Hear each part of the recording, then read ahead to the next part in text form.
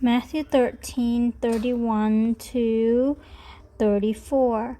So these parable, it's like easy to understand but also hard.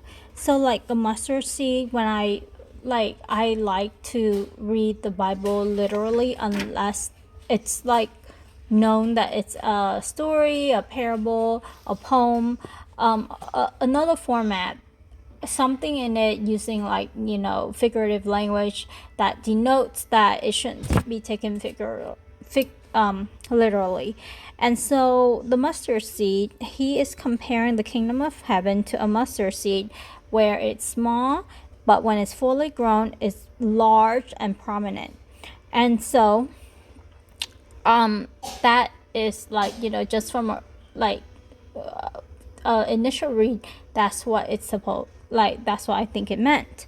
Same as leaven, it talks about how the leaven is kind of hidden, and then it made the whole lump of bread, the whole set of 3 sada.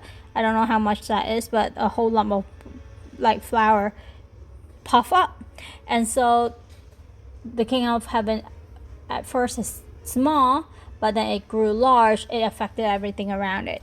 And so that is initially, but when you dig deep, like for example the mustard seed, it talks about the birds of the sky come and nest in its branches. Who are the birds of the skies? What is Jesus referring to? Is that a good reference or a bad reference?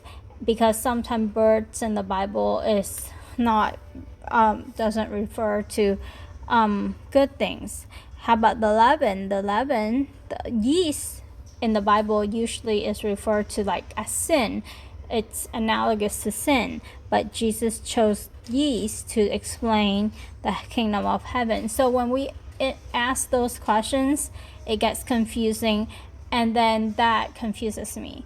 And so I went to the study Bible, and this is what the kingdom, the 31 and 32, Pastor Dr. David Jeremiah said. It said that the mystery revealed in Jesus' third parable is that the kingdom he has inaugurated will one day come to full flower and be recognized for its greatness. The kingdom, like a tree, will be a place where people find rest and security.